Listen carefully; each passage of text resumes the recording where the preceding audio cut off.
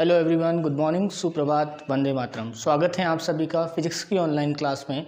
11th class के लिए ये फिजिक्स की ऑनलाइन क्लास है।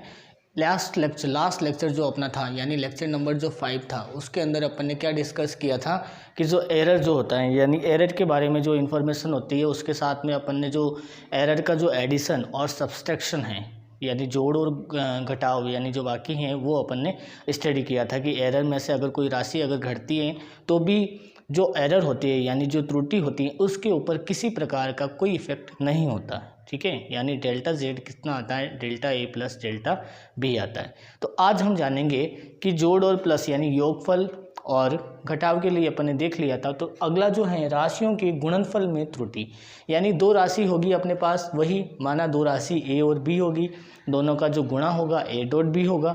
ठीक है, और उसको एक नई राशि यानी 2 है ए और 3 है बी का मान, तो 2 और 3 को जब गुणा करेंगे तो 2 × 3 कितना होता है, 6 होता है। दैट मीन्स जेड जो 6 आएगा वो भी क्या होगा, एक नया फिगर होगा, नई क्वांटिटी होगी। तो उसके अंदर क्या एरर होगी तो वो अपन जानेंगे। तो माना अपने पास जैसा कल किया था अपन ने, माना दो राशियाँ,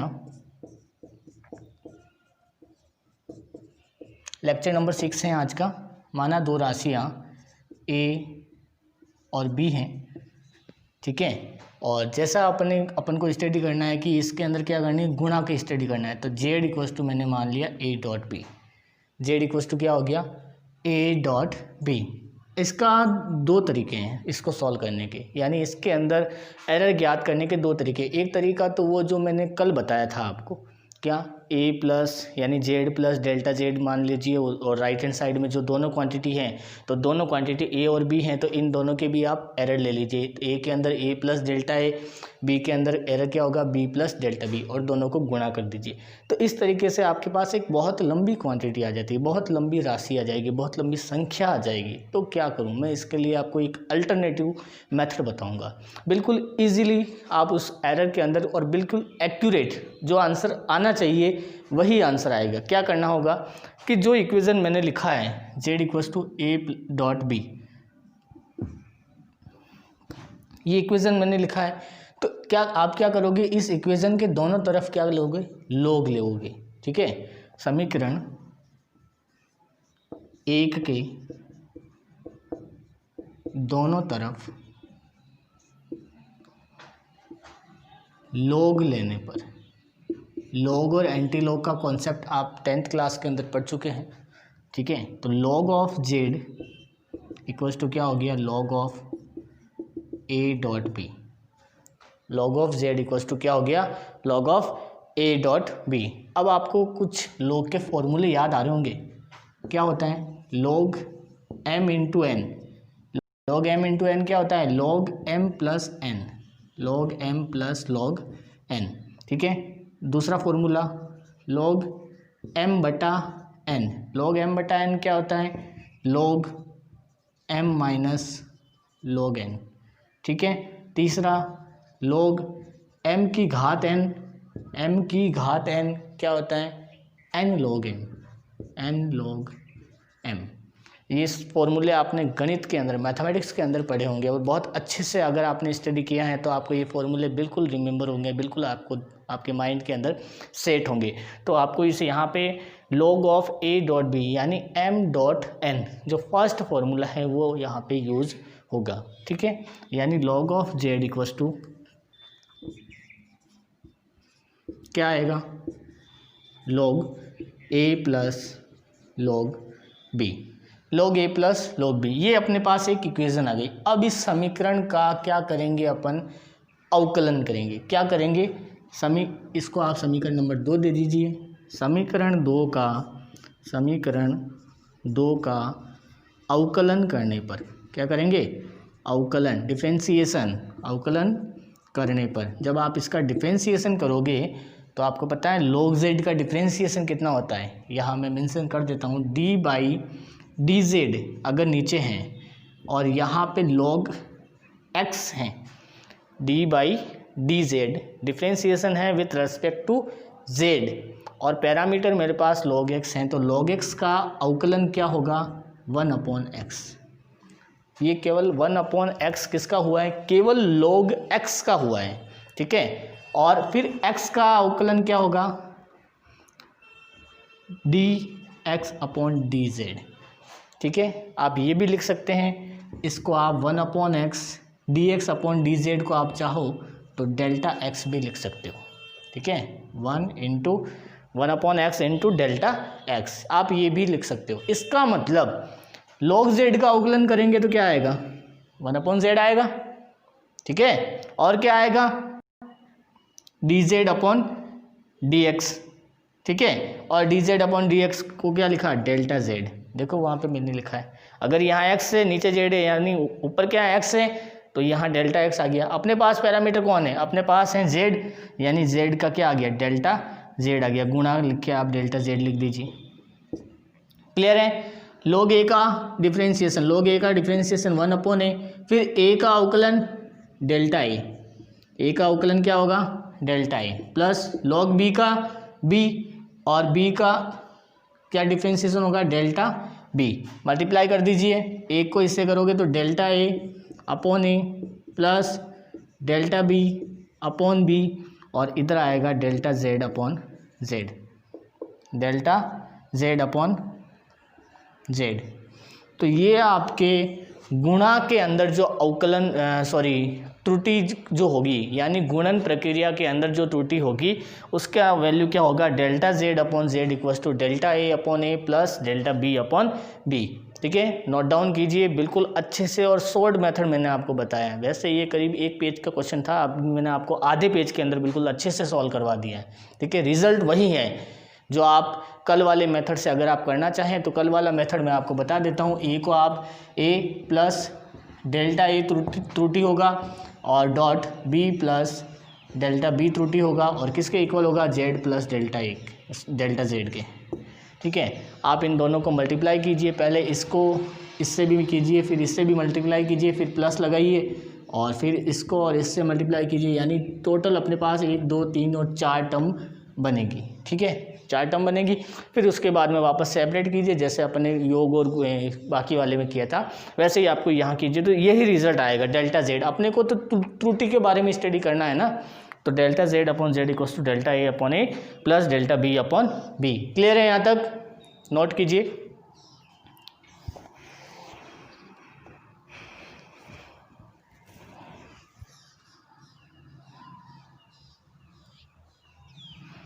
अगला टॉपिक है, यानी इसी से रिलेटेड है, राशियों के गुणनफल में त्रुटि अपन ने पढ़ लिया। अगला आएगा राशियों के भागफल में त्रुटि, राशियों के भागफल में त्रुटि।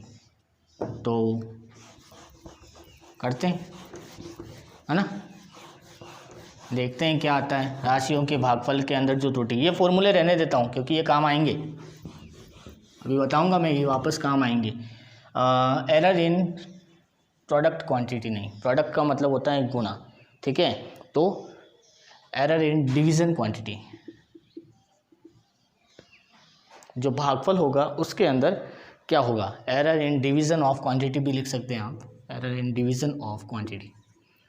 ठीक है, तो माना 2 राशियाँ a और b है, इसके अंदर भी वही करना है जैसा अभी तक आप करते आए। a राशि और b राशि 2 राशियाँ हैं, क्या करना है, भागफल की स्टडी करना है। इसका मतलब a बटा b, भाई यही तो करते आए हैं। जब जोड़ की बात आई तो अपन ने a प्लस बी कर दिया, घटाव की बात आई तो a माइनस बी कर दिया, और गुणा की बात आई तो a डॉट बी कर दिया। तो अब भाग की बात आए तो a बटा b ही करेंगे ना। ठीक है, तो a बटा b मैंने यहाँ पे कर दिया है। अब क्या करना है, वही प्रक्रिया जो अभी लास्ट वाले गुणा के अंदर की, क्या करोगे, दोनों तरफ log लेने पर, समीकरण 1 के दोनों तरफ log लेने पर, log लेने पर जब आप log लेओगे तो क्या आएगा, log of z equals to log of a upon b। ठीक है, ऐसे मत लिख देना log ऑफ a बटा b, ऐसे मत लिख देना, गलत हो जाएगा। ठीक है ना, कैसे गलत हो जाएगा, क्योंकि a बटा b एक पूरी खुद एक संख्या है। लोग तो अपने संख्या के ऊपर लगाया, अगर आप कंफ्यूज हो रहे हो तो इसको ब्रैकेट में बंद कर दो। ठीक है, इसको ब्रैकेट में बंद कर दो, ब्रैकेट में बंद करने से आपको कन्फ्यूज़न नहीं होगा, ऐसे मत कर देना, गलत हो जाएगा। तो log a बटा b, log m/n क्या होता है, log m minus log n। इसका मतलब ये किसके इक्वल होगा, log of z equals to log of z equals to log of a minus log of b। कितनी अच्छी मैथमेटिक्स है, बिल्कुल लाइन टू लाइन चल रही है। log of a minus log of b, यहाँ तक हो गया समीकरण नंबर 2। ठीक है, 3 स्टेप के अंदर आंसर आएंगे। पहला स्टेप, दूसरा स्टेप हो गया, और तीसरा स्टेप क्या करना है, अवकलन करना है। तो समीकरण 2 का अवकलन करने पर, समीकरण 2 का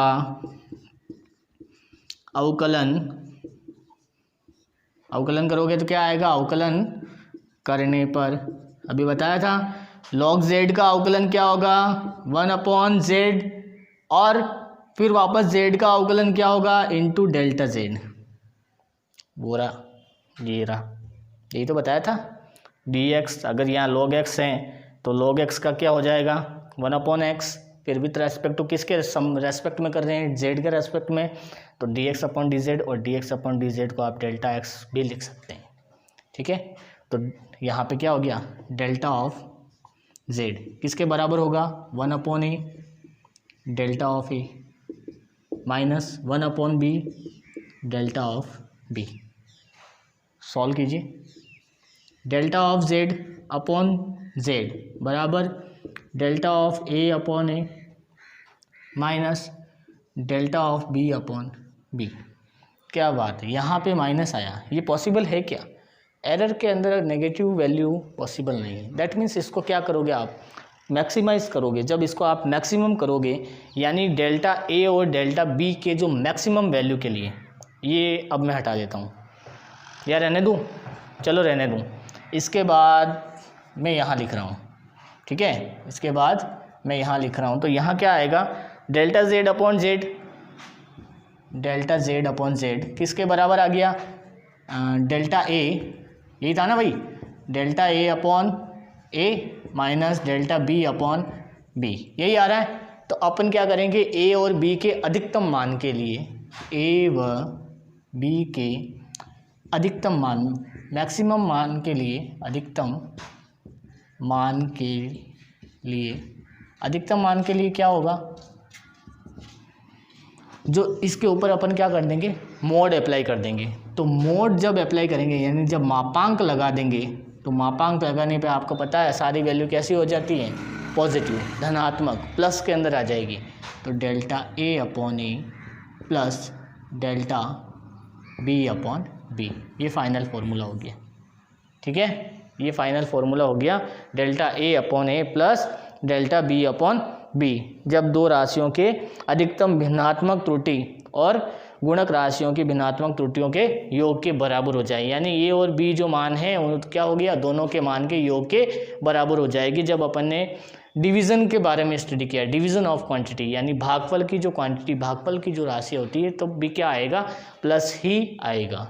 ठीक है, एक और ले लेते हैं कि अगर त्रुटि प्लस का पढ़ लिया, गुणा का पढ़ लिया, बाकी का पढ़ लिया और भागफल का पढ़ लिया। अगली है कि अगर घात के अंदर त्रुटि आ जाए, ये भी फॉर्मूला लगा दिया अपन ने, ये भी लगा दिया, अब ये लगाना है। ठीक है, तो अगली मैं बात करूँगा राशियों के, अगर यहाँ पे घात हो, यानी घात में त्रुटि, राशियों के घात में त्रुटि,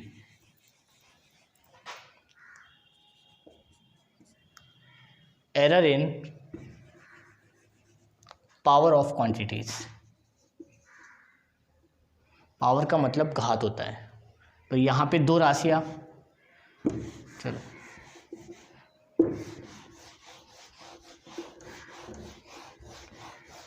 इधर वाला वापस मैंने रफ कर दिया है।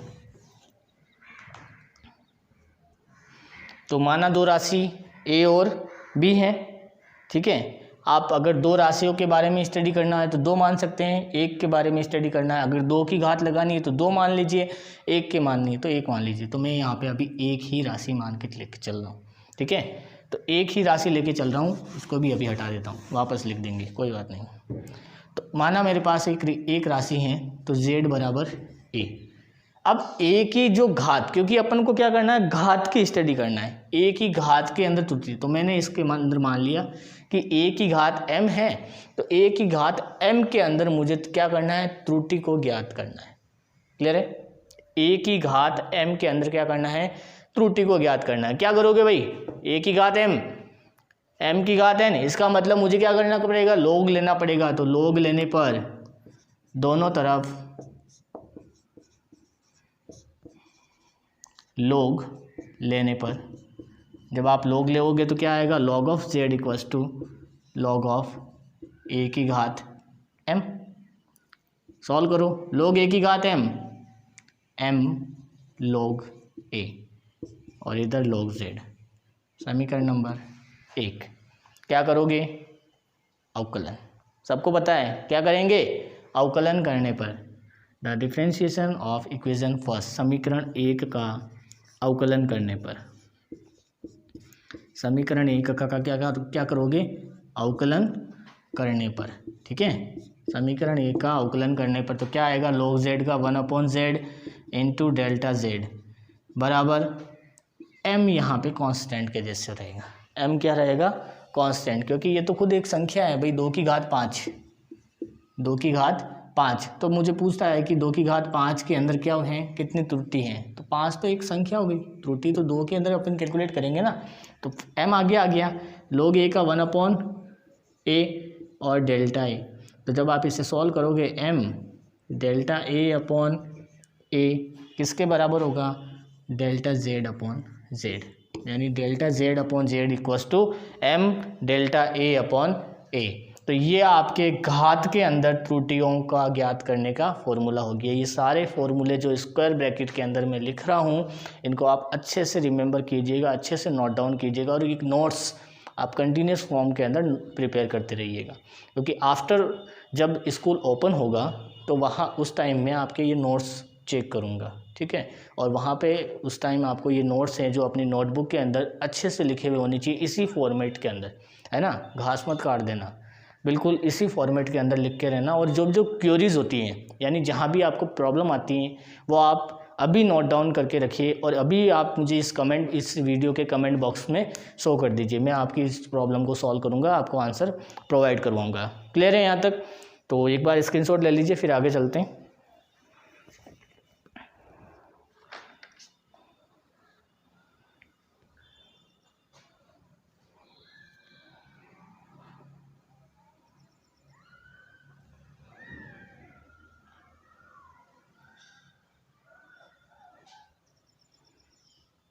नोट हो गया यहाँ तक? एक न्यूमेरिकल ले लेते हैं, उससे आपको पूरा डाउट क्लियर हो जाएगा कि किस तरीके से इसका जो घातों का जो क्वेश्चन है वो पुटअप होता है। ठीक है,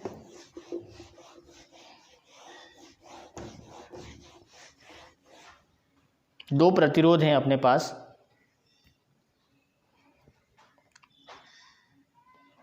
let's two resistance is like that. हमारे पास दो प्रतिरोध हैं। First R1 equals to 300 plus 5 ohm and R2 200 plus 5 ohm. ये मेरे पास क्या हो गया, दो प्रतिरोध हो गया। आप प्लस माइनस भी यूज कर सकते हैं, इतना कोई हार्ड एंड फास्ट नहीं, क्योंकि एरर जो होगा वो पॉजिटिव है नेगेटिव, लेकिन याद यही रखना है, क्या करना है, एरर को हमेशा पॉजिटिव लेना है। ठीक है, तो क्या करना है, फर्स्ट जो सॉल्यूशन मुझे पूछा है कि what is the value of R, what is the value of resistance R1 plus R2। ठीक है, दैट मीन्स इक्विवेलेंट रेजिस्टेंस या resistance in series form, resistance in series form यानी इक्विवेलेंट रेजिस्टेंस की वैल्यू चाहिए आपको। ठीक है, तुल्य प्रतिरोध जो आपके श्रेणी क्रम के अंदर, प्रतिरोध जो होता है वो श्रेणी क्रम और समांतर क्रम दो तरीके से प्रतिरोधों का संयोजन करते हैं। तो दो तरीके के अंदर यहाँ पे पहला पूछा है कि what is the value of R1 plus R2, यानी श्रेणी क्रम संयोजन के अंदर R1 प्लस R2 का वैल्यू क्या होगा। तो R1 प्लस R2 क्लियर हो रहा है, क्या पूछा है, A plus B R1 plus R2, याद आ रहा है संयोजन का योग नियम जो आपने पढ़ा है।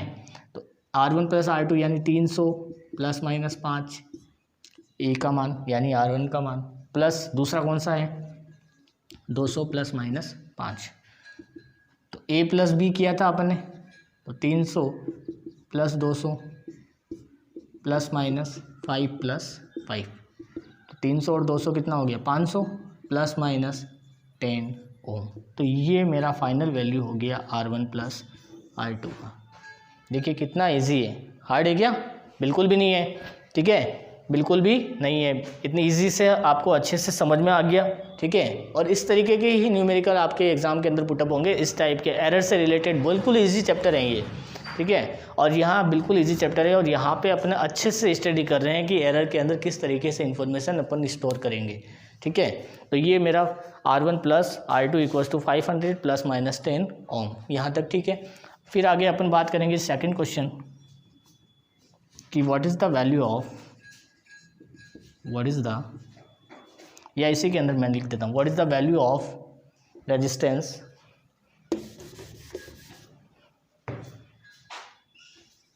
Equivalent resistance of R1 minus R2।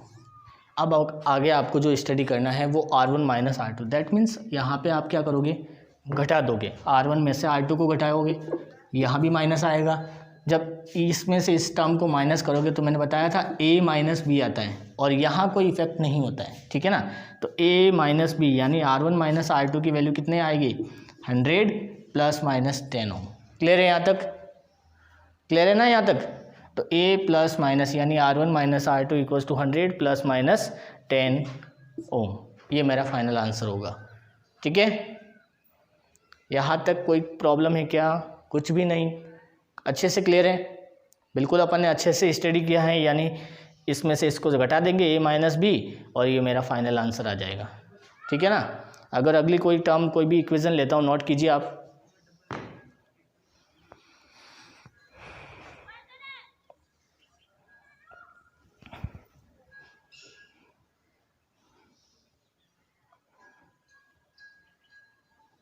अगला टॉपिक जो आता है वो है अपना सिग्निफिकेंट नंबर, सार्थक अंक क्या होता है। सार्थक अंक नोट कर लीजिए आप जल्दी से इसे, ये इधर वाला रफ कर देता हूँ।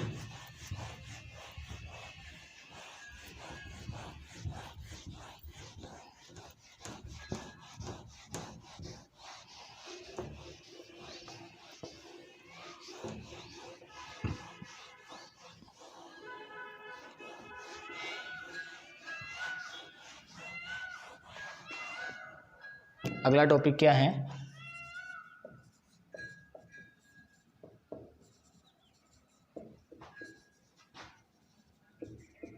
सिग्निफिकेंट डिजिट यानी सार्थक अंक। सार्थक अंक क्या होता है इसके बारे में जानेंगे। सार्थक अंक क्या होता है यानी पर्टिकुलर सिग्निफिकेंट डिजिट क्या होता है। तो किसी भौतिक राशि को, कोई भी पर्टिकुलर जो क्वांटिटी होती है, किसी भौतिक राशि को यथार्थतापूर्वक व्यक्त करने के लिए प्रयुक्त अंकों की जो संख्या होती है, किसी भी भौतिक राशि को यथार्थतापूर्वक व्यक्त करने के लिए, यथार्थतापूर्वक का मतलब एग्जैक्ट फॉर्म के अंदर, जैसे 23 एग्जैक्ट फॉर्म हुआ, ठीक है, 23 × 10⁻², तो एग्जैक्ट फॉर्म हुआ, तो वो क्या होता है यथार्थतापूर्वक। तो किसी भी भौतिक राशि को, किसी भौतिक राशि को यथार्थतापूर्वक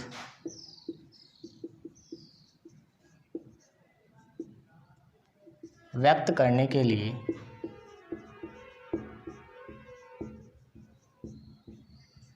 प्रयुक्त संख्यात्मक मान, प्रयुक्त संख्यात्मक मान को सार्थक अंक कहते हैं। संख्यात्मक मान को सार्थक अंक कहते हैं, ठीक है। तो उसके लिए जो भी अपन वैल्यू यूज़ करते हैं उसका जो नंबरिकल वैल्यूज़ होगा वो क्या होगा सार्थक अंक होगा, ठीक है। किससे सार्थक अंक होगा, सार्थक अंकों के नियम क्या क्या हैं। तो पहले अपन टोटल 4-5 नियम हैं, तो नियम की बात करेंगे। नियम क्या क्या हैं कि सार्थक अंकों की जो गणना है वो किन नियमों को आधार मानकर की जाती है। तो क्या नियम है, यानी बहुत सारे, अगर 3-4 नियम है तो मोटे मोटे तौर पे अपन उन नियमों को उदाहरण की सहायता से समझेंगे। तो पहला नियम क्या है कि कोई भी अशून्य अंक अशून्य अंक से मतलब सारे जो नॉन शून्य जो यानी नॉन जीरो जो वैल्यू होती है वो सारे क्या होते हैं, सार्थक अंक होते हैं। इसका मतलब क्या हुआ, नॉन जीरो का मतलब यानी नॉन जीरो वैल्यूज सारे अशून्य अंक। अशून्य अंक का मतलब नॉन जीरो, और नॉन जीरो का मतलब क्या होता है, एक बार लिखता हूँ, नियम लिख देता हूँ। सारे अशून्य अंक क्या होते हैं, सार्थक होते हैं। बस ये नियम हो गया भाई। अब बताओ, समझाओ मुझे कि सार्थक कैसे होते हैं। लिख तो दिया, अब समझाओ। नॉन जीरो का मतलब जीरो नहीं होना चाहिए, ठीक है। नॉन जीरो का मतलब क्या हुआ भाई, जीरो नहीं होना चाहिए। यानी अगर मैंने कोई संख्या लिखी यहाँ पे, इसके अंदर जीरो दिख रहा है क्या, नहीं है। नॉन जीरो का मतलब होता है आप एक से लेके अनंत तक कितनी भी संख्याएं लिख सकते हैं, लेकिन उनके अंदर यानी जीरो जो हैं वो आप किसी संख्या के बीच में आना चाहिए, बीच में नहीं आना चाहिए। अगर वो बीच में आता है तो आप उसे सार्थक अंक काउंट करोगे, लेकिन अगर वो बाद में पहले आता है, संख्या के पहले आता है, तो वह सार्थक अंक नहीं होगा। कैसे, जैसे ये संख्या लिखी मैंने 3 4 4 4 5, इस संख्या के अंदर कितने सार्थक अंक, सार्थक अंक का मतलब क्या होता है, व्यक्त करने के लिए प्रयुक्त संख्यात्मक मान, यानी इनको काउंट करके लिखना है, इनके अंदर कितने अंक हैं, 1 2 3 4 5। तो इसका जो सार्थक अंक जो होगा, सार्थक अंक कितना होगा, 5। 1 2 3 4 5, ऐसे नहीं कि ये वाला 5 नहीं, इसके अंदर कितनी डिजिट हैं वो हो जाएगा इसका सार्थक अंक निरूपित करेंगे कि इसके अंदर कितने सार्थक अंक है भाई, 5 हैं। अब ऐसा नहीं कि आप दशमलव को भी महत्व नहीं देते, जैसे 3.445, 3.445 में सार्थक अंक कितने होंगे भाई,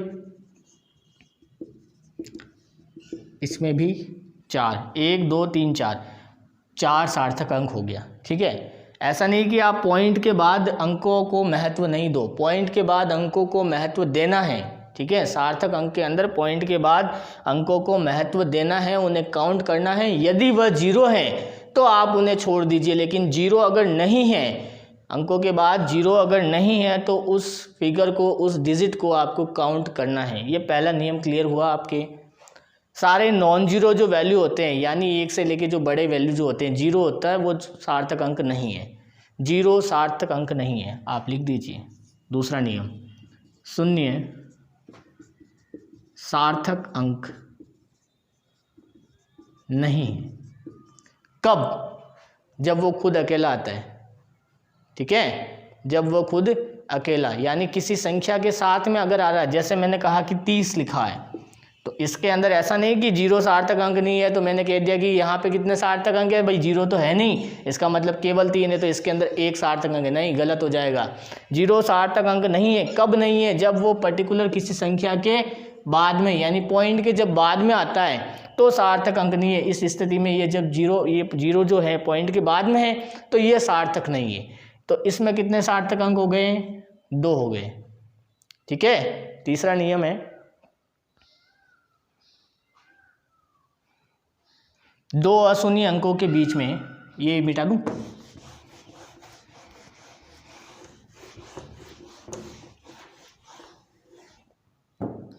तीसरा नियम, 2 अशून्य अंकों के बीच के सारे अंक सार्थक अंक होंगे। बीच के सारे अंक कैसे होंगे, सार्थक अंक होंगे। इसका मतलब क्या हुआ भाई, कि कोई भी 2 अशून्य अंक जो होंगे उनके बीच में अगर जीरो आ रहा है तो वो क्या होगा, सार्थक अंक। समझना, एग्जाम्पल,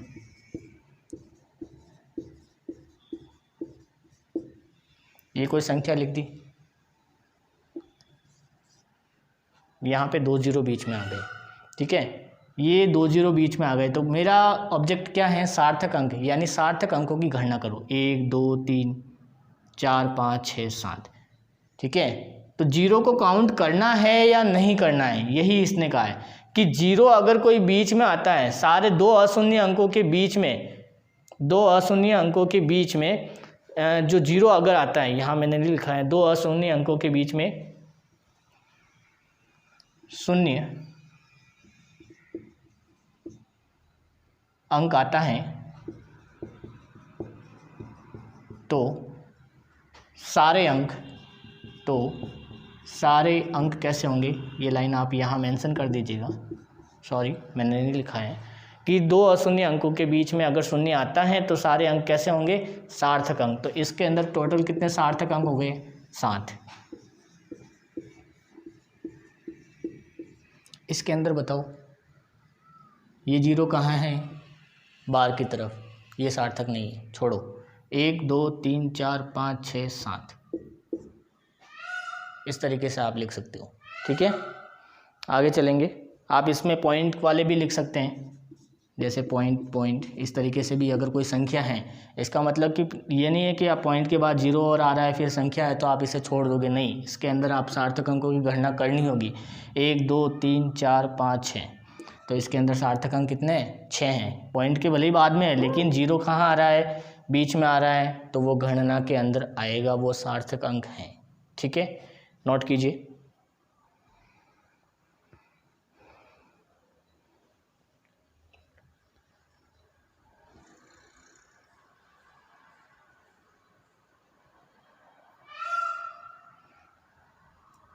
अगला है कि दशमलव अंकों, यहाँ तक हो गया।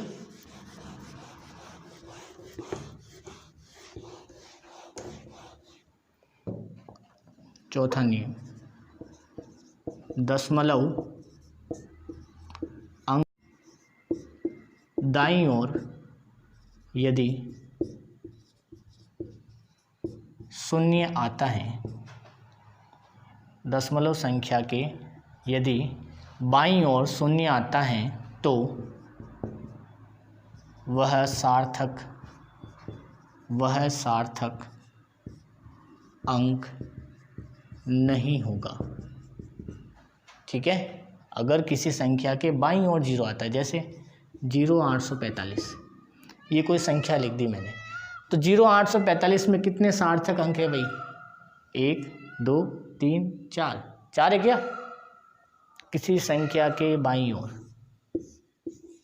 लेफ्ट साइड अगर कोई 0 आता है, सार्थक अंक नहीं है। अगर वो राइट साइड आता है तो आप उसे कैलकुलेट कर सकते हो। तो लेफ्ट साइड आता है तो उसके अंदर कितने सार्थक अंक हैं, 3 ही हैं, 1 2 3। इसमें कितने, 1 2 3 4 5।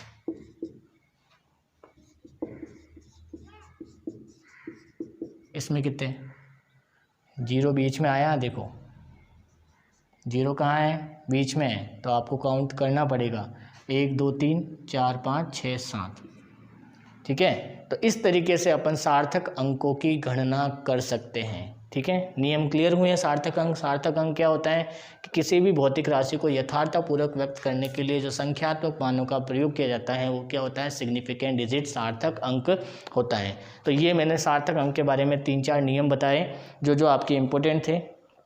ठीक है, अच्छा, अगर कभी अपन मात्रक बदलते हैं तो मात्रक जब बदलते हैं तो सार्थक अंकों के ऊपर कोई प्रभाव नहीं पड़ता। एक और नियम याद आ गया कि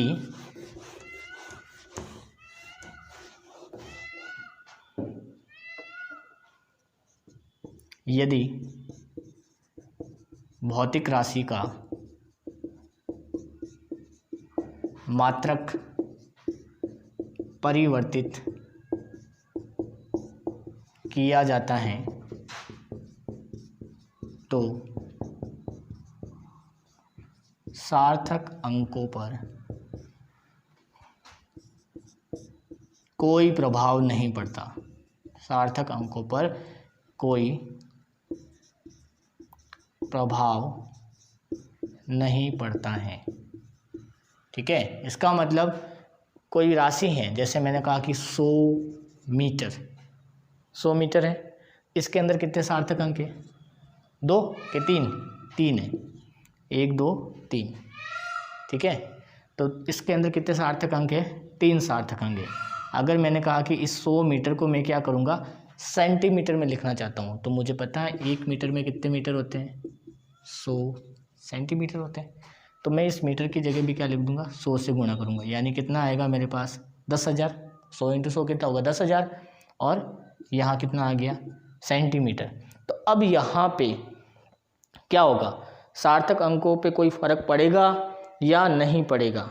ठीक है, अगर ये 0 की संख्या में है तो यहाँ सार्थक अंक कितने हो जाएंगे आपके पास, कितने होंगे यहाँ सार्थक अंक, अगर मैं गणना करूँ तो टोटल अंक यहाँ पे मेरा सार्थक अंक यानी सिग्निफिकेंट डिजिट की वैल्यू जो है वो कितनी हो जाएगी, सिग्निफिकेंट डिजिट की जो वैल्यू है वो मेरे पास कितनी होगी, संख्या के आगे जितने भी हैं, यहाँ पीछे वाले 0 से मुझे कोई मतलब नहीं है, यहाँ आगे कितना है 1, तो यहाँ सार्थक अंक कौन होगा, केवल और केवल 1 होगा। इसका मतलब यहाँ भी कितना होगा, 3 नहीं होगा, 1 होगा, इसीलिए मैंने 3 लिखा था। ठीक है ना, डाउट क्लियर हुए आपके, कन्फ्यूज़न क्लियर हुआ ना भाई, कि किसी भौतिक राशि का मात्रक परिवर्तित किया जाए तो भी सार्थक अंकों पे कोई फर्क नहीं पड़ता है। यही नहीं, और भी एग्जाम्पल ले लो, दूसरा एग्जाम्पल ले लो आप, पॉइंट 455 मीटर है, क्या करोगे, इसमें कितने सार्थक अंक है, पहले तो आप ये देखो, पॉइंट के इधर 0 इधर है, लेफ्ट हैंड साइड है, कोई वैल्यू नहीं है 0 की, राइट हैंड साइड होता तो हो सकता है कुछ वैल्यू, लेकिन राइट हैंड साइड में भी सार्थक अंकों के अंदर तो कोई वैल्यू ही नहीं है। यहाँ 10,000 होकर भी सार्थक अंक कितना आ रहा है, 1 ही आ रहा है। तो यहाँ पे सार्थक अंक कितने हैं, 3। इसको मीटर को सेंटीमीटर में बदलो, सेंटीमीटर में बदलोगे तो क्या होगा, 1 मीटर बराबर 100 सेंटीमीटर, यानी 100 से गुणा हो जाएगा, तो पॉइंट 455 इंटू 100, यानी पॉइंट हटेगा तो नीचे कितने आएंगे, 3 0, 2 से 2 कट गए, 1 बच गया, यानी 455/10, 455/10 यानी 1 को छोड़ के तो 45.5। तो अब भी कितने सार्थक अंक है, गिन लो, 3 ही है, 1 2 3, तो अभी भी कितने हैं, 3, पहले कितने थे, 3, अब कितने हैं, 3। इसका मतलब अगर किसी भौतिक राशि का मात्रक मीटर से सेंटीमीटर कुछ भी अगर चेंज किया हो तो भी क्या होगा, सार्थक अंक चेंज नहीं होंगे। If you change the value of any unit then does not affected the significant digit, सार्थक अंक किसी भी स्थिति में प्रभावित नहीं होगा। ठीक है, यानी इसके ऊपर कोई फर्क नहीं पड़ेगा, आप चाहे कितना भी चेंज कर लीजिए। क्लियर है, तो आज अपन ने क्या किया, सार्थक अंकों का अध्ययन किया, सार्थक अंकों के बारे में इंफॉर्मेशन कैलकुलेट की, और क्या किया, जो गुणा और भाग का जो सार्थक अंकों के साथ में गुणा और भाग के अंदर जो त्रुटि थी उसको अपन ने कैलकुलेट किया है। आगे का नेक्स्ट लेक्चर अपन करेंगे 20वें सूत्र के आधार पे, फिर ये लेसन जो है अपना कंप्लीट हो जाएगा। ठीक है, थैंक यू सो मच।